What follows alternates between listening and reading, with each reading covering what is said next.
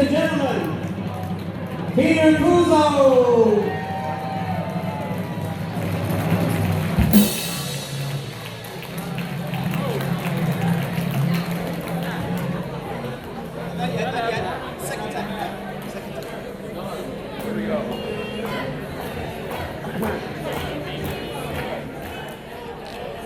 By the way, I wear this hat just to compete with Mark Monison. Wow, what a line. I want to thank everybody here tonight. It's so overwhelming that there are no words that I could possibly say. It's been a lot of years that I've been in town, and I think it's just spectacular. I really want to thank you all so much for being a part of my life back then and a part of my life now tonight, and I do appreciate it. Wow, I feel like I'm being followed for a movie set here, you know? No, I appreciate it. Now, the biggest problem I have a list in my pocket of people to thank, but because I'm so short-handed, I can't get that and talk at the same time. You know, everybody said I was putting on weight, so I decided to exercise. So I went and I thought I'd stop rowing, so I got a rowboat. I was so tired of going in circles. Oh, is that bad? All right, to thank. Number one, before I thank anybody, let's talk about the elephant in the room. I have a cancer, but there's a lot of people who have that. And I must tell you, I feel better now than I did when I didn't have a cancer.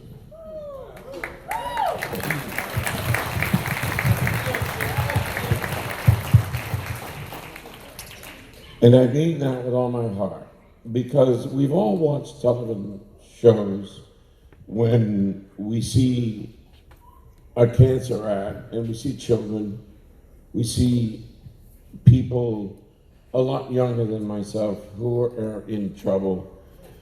And I can't even feel bad because I look at them and I think how lucky I am. And I'm getting older now, I'm 68. By the way, the talent tonight on this stage, I can't compete anymore, by the way. Linda Cole, Chrissy Dew, the band, Mark Monison, you know, I'm interrupting. And I'll tell you, there is always, when a lot of younger people come up to me, they ask me, and they think that everything's been great for me. Wow, I went to Stetson, I have a bachelor's degree in music. I was accepted at Indiana University with a full assistantship and Boston Conservatory under a full assistantship. I went to Boston because Boston had the introduction to Santa Fe Opera as an apprentice and Wolf Trap. I went to Santa Fe Opera right away, and from there I got my ability to move forward in unions. So that's the only way you get a union contract is do your apprenticeship. And from there, I started at 24 years old singing opera because I was a tenor with a baritone sound when I was younger, not now. And that's how I had the career. But I wanted to really tell you, today without the Rat Pack and those four guys on stage that talked about me, it would have been very hard to have the news that hit me. They have made my life an incredible journey, even over the last 2 years. And I must tell you, thank you, my Rat Pack, Jimmy, Les, Serge, and of course, Kenny Pressey, who was in charge and mostly producing this event. I really want to thank them an awful lot.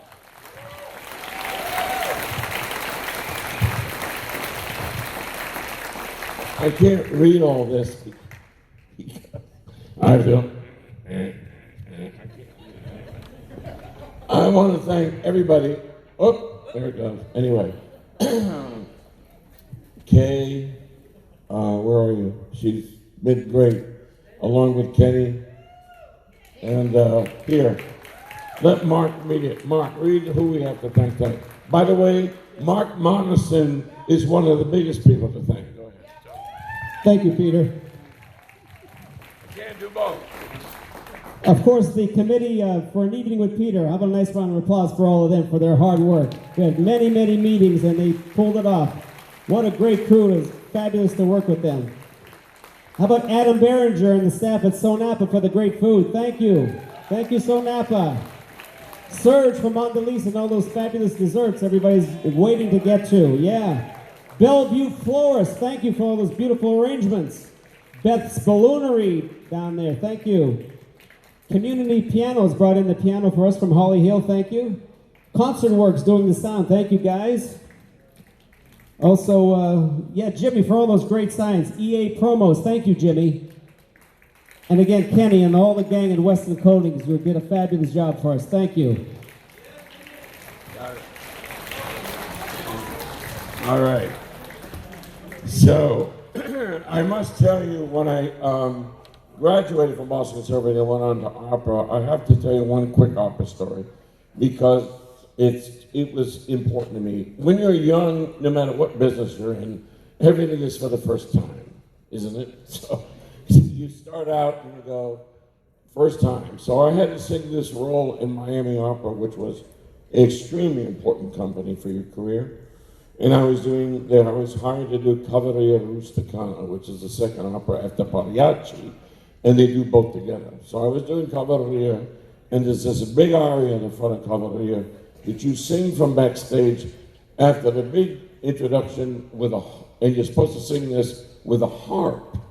That's it. So you're backstage, the curtains are down, you got all the stage hands and the guys back there looking down your throat, you're looking at a TV to the conductor, and you sing from backstage. Well, when I left to go do the job, I couldn't sing the aria. I could sing everything else, but I couldn't sing that. So I was scared to death, but I went anyway. Well, I was very fortunate and very lucky to come across Francesca Zambello, who was a tremendous director, and she said, "Can I talk to you?" Sure, director. And she said, "I have an idea for the first aria." She didn't know I couldn't sing it yet, by the way. And she said, "I want to move it to 1930s instead of late 1800s.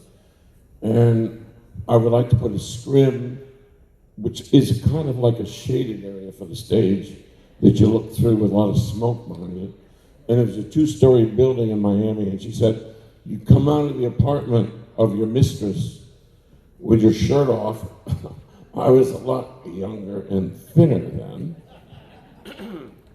And your suspenders are hanging down by your side. She comes down the staircase and the orchestra's going, and it was what we call a rake stage. They rake the stage so there's levels. What happened? Did I do something? Acapella. Did I turn it off? What happened? Is that better? What? Mark, what happened? Yeah, just my luck, the mic died. It's all right. No problem. You're fired.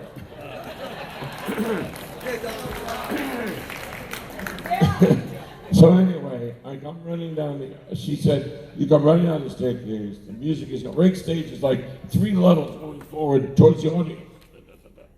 And she said, you come running down the staircase, the orchestra's crashing away, and then just as you at the end of the beginning of all that orchestra crash, your mistress comes running down in a negligee. She comes running to you. You pull her down. About that time, I had 2 arms. You pull her down, and you pull her down to the stage, and then you grab her breast, and you swing down your body, and you're on your knees, and then you sing your song with the harp on stage, half naked. And I said, I'll do it.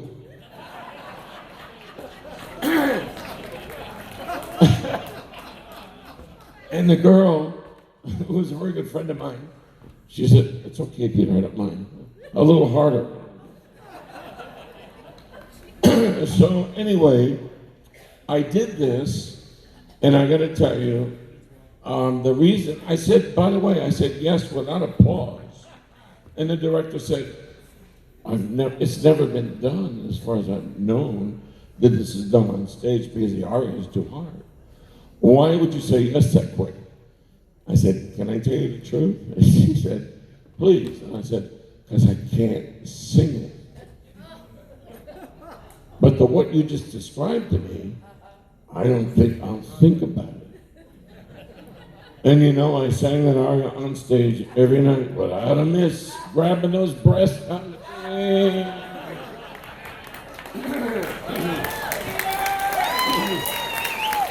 Oh, I'm dying of you.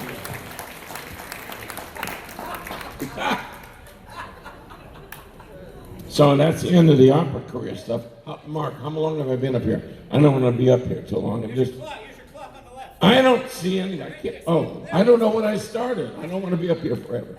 I just got a few things I'd like to say. All right. I have the arm story from a great man and couple that I knew in New Smyrna when I opened the first restaurant, Pietro's. Does everybody, I hope, remember Nick Cosmos?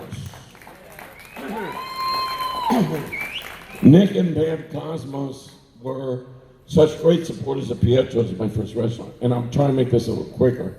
But anyway, Nick was at the Garlic one night, and he was sitting in a booth.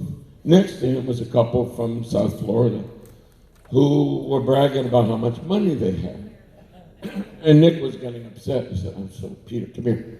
I'm seeing this guy in a booth." I said, "Cool." So I went over. It was my early night that night. So the guy really didn't know who I was. I could have owned the place. I could have done anything. But I went over to listening to the story, and the man wouldn't stop. "I own this, I own that, I have had this, I have had." So anyway, we ended the night. Nick said, "Peter, I'm going to go outside and smoke a cigar by the fireplace." So I said, "Sure, Nick, I'll go with you." So we went out there, and all of a sudden, who comes to join us? The same couple.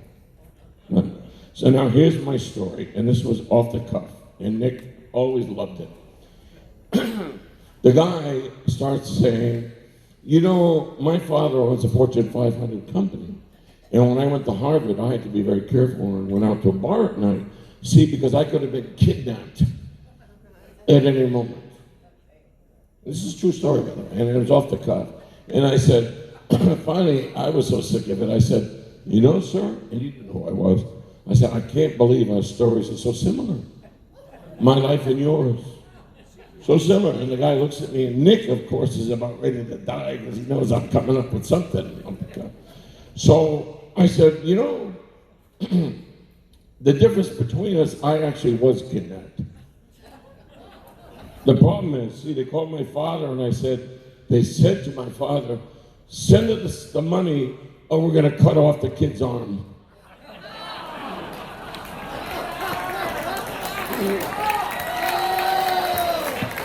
It's a true story.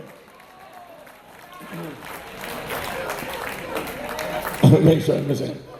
I want to thank my brother tonight and his wife Carol, Sam, for coming all the way from California to be with me.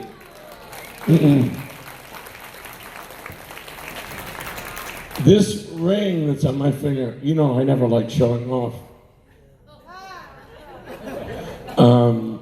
There's something behind it. And the reason I want to talk about it, because when I found out what I had as a disease and that it was incurable, for some reason I wanted most of my family with me, even the family from the past.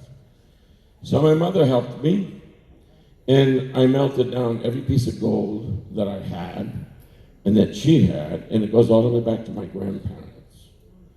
And that's what this ring is.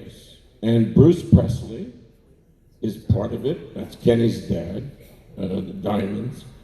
It's a monster.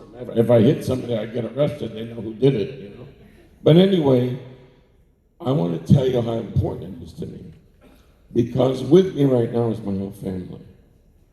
On this one finger. I don't know why, but it's important to me. It may be showy, it may be extravagant, but they're all here. And around my neck is a cross from my grandmother and a pinky ring, a little opal pinky ring from my other grandmother. And for those of you who don't know, my father was from Sicily, who came over to Ellis Island after the turn of the century, and my mother's family goes all the way back to the landing of the Mayflower. That's the true story. So in other words, my mother took the first boat, my father took the last one. It's the truth. So anyway, I know how long I'm getting too long. No, am I? Mark, I don't know. I don't want to do too much here. I'm trying to take a few notes here. What did I forget? I'm just trying to think. So I talked about it. Oh, what did I say? Let's see. I gotta look. Sorry. Forgive me. I'm getting old. So anyway, just to get to a little bit of what I wanted to say, that through all of our lives, when young people come up to me, they ask me, so you had a great career, you sang, you did all these restaurants, you did everything. I said, let me tell you something, get ready, because life is not full of all the happy times. There's a lot of stuff in between that's mostly there, and you're lucky if you have a lot of happy times. And we all know that, and particularly Kenny Presley, because he knows pain and agony because he supports the Cleveland Indians.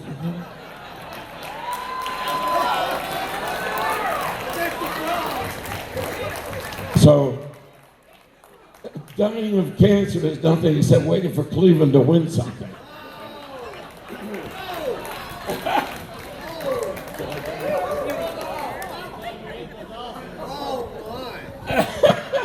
I couldn't resist it. Okay. I got to get out of here soon. So, trust me, I don't have the voice. You can hear it. The medications, whatever it is, please forgive me. I'm not who I used to be, particularly on that CD.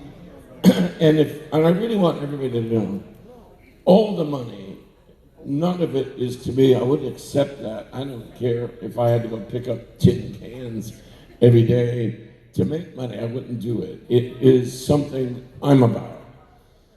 I watch other people who are worse off. The money all does go to Advent help, no matter what it is, okay? So that you know that.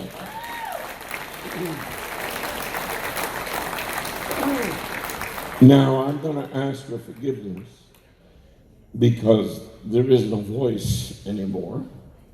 So I can't sing with a band. I can't do what I used to do.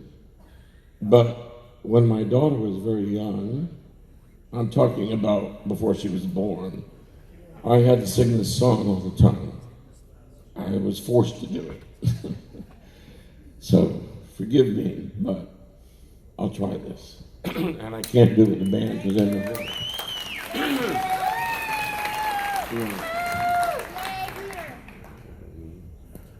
And when I tell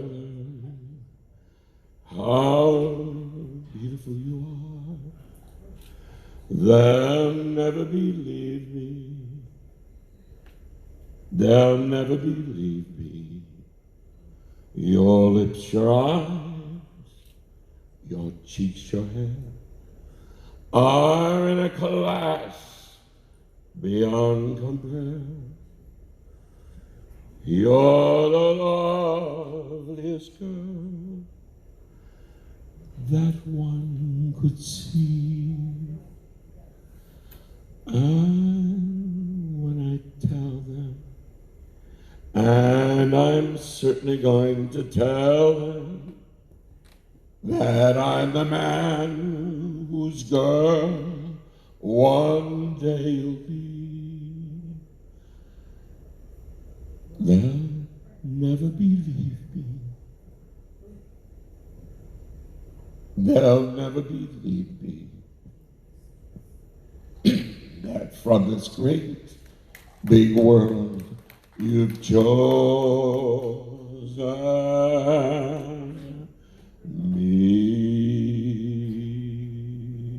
That's for Leah.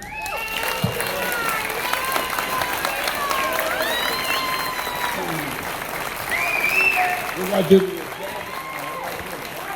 what? Don't go away. No, thank you. You're gonna come up right now? Oh, I'm good. All right, listen. I appreciate it. Thank you. I'm sorry for the boys. But there is one more special thing I had planned tonight. Forgive me, but I have to walk with the microphone back to my dressing room. I didn't know I had one, like the old days. So I'll be right back. Don't go away because you'll love this. Flute, are you taking care of that other part?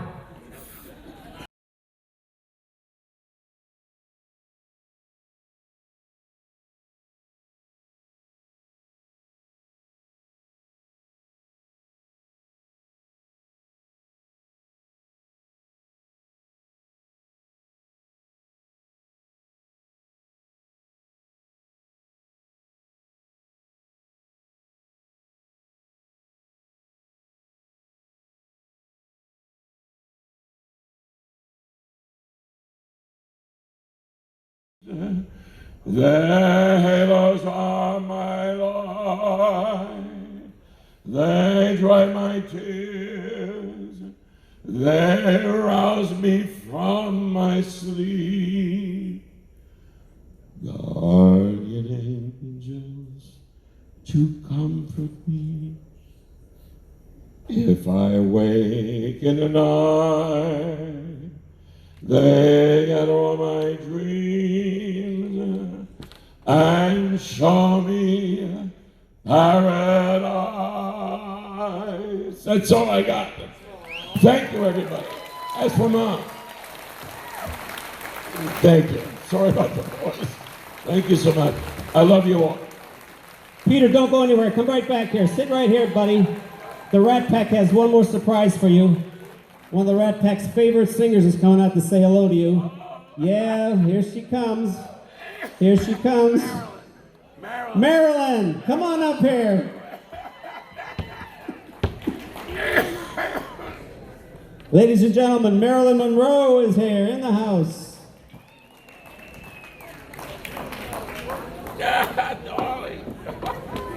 Oh, goodness.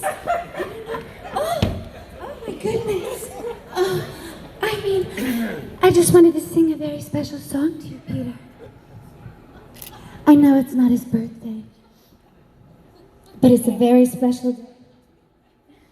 Watch where that hand goes. Do you think I get arrested for this? Oh.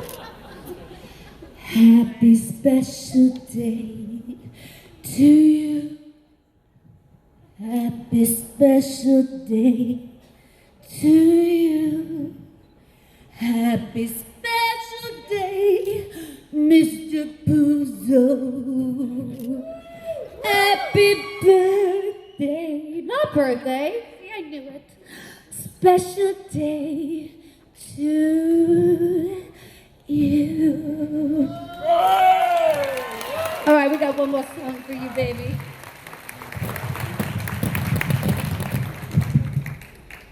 Technology. What are we doing?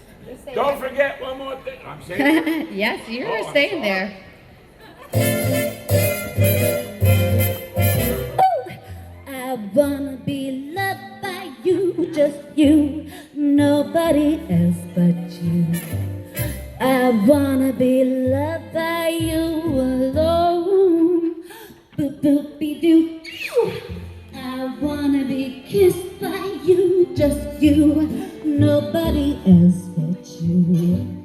I wanna be kissed by you alone. I couldn't aspire to anything higher.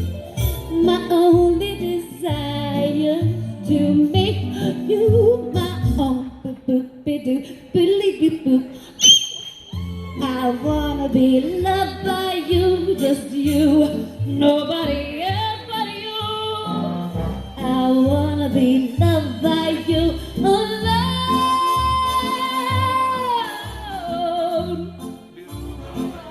Let's hear it for Peter, guys. Everybody. Oh goodness, it's so windy up here. Boop boop